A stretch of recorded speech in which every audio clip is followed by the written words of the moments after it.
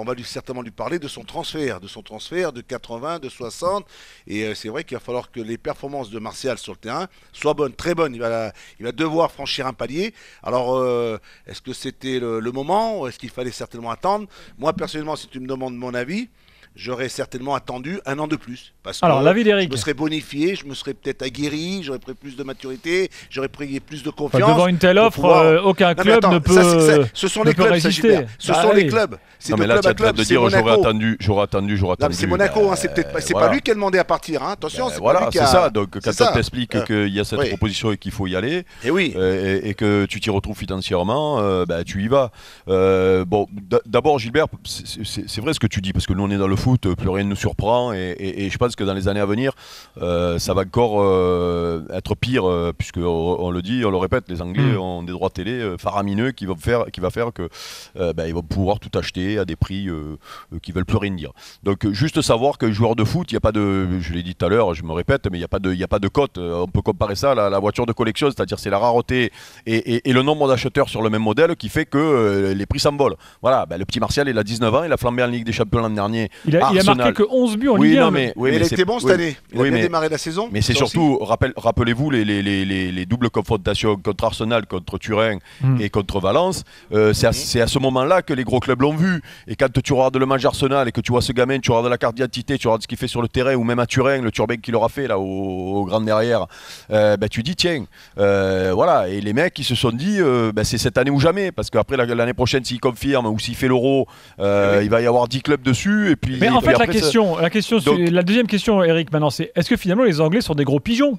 Est-ce qu'ils surpayent pas? Pourquoi des gros pigeons? Parce qu'ils payent peut-être des prix. Ce ne sont pas des gros pigeons. Ça vaut pas ça, tu vois, que ce soit Martial ou l'autre qu'ils achètent à prix d'or.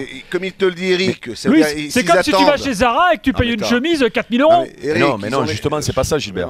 Ce que tu dis c'est vrai si tu vends un truc qui vaut rien, que tu le vends très cher. Là j'aime bien prendre le parallèle avec la voiture de collection parce que tu as un mec qui a beaucoup d'argent. Ça représente rien pour lui et il voit une 204. Mais il n'y en a plus que 3 dans le monde de 204. Le mec il va mettre 100 000 € sur la 204. Et toi tu vas dire putain c'est pigeon d'acheter de. Et oui mais le problème c'est qu'il n'y en a plus. C'est-à-dire que dans 10 ans c'est. Voilà. Et je pense que. Le truc c'est qu'il y en a des jeunes attaquants de 19 ans. On le saura dans 6 mois, dans 8 mois, dans un an par rapport à la rentabilité, par rapport aux performances. Louis, si se fait pigeonner ou pas.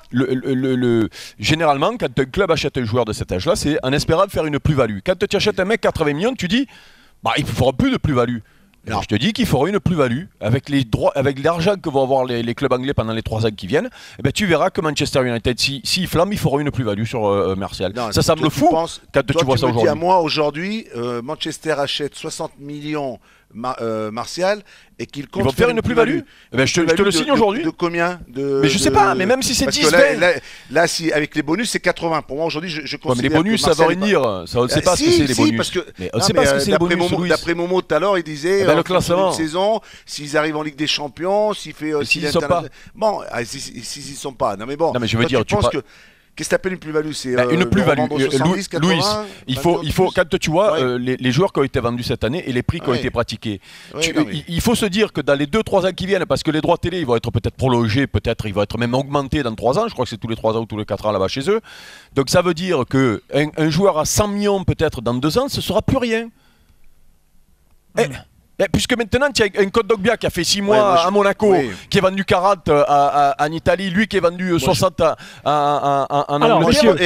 Je ne pense pas un seul instant que Manchester prenne un Martial pour penser à faire une plus-value sur ce garçon. Et je pense que d'abord, s'ils le prennent, c'est pour qu'ils puissent redorer un peu leur blason sur le plan sportif. Parce que regarde, ça, c'est plus important. Et quand ils ont pris Cristiano aujourd'hui.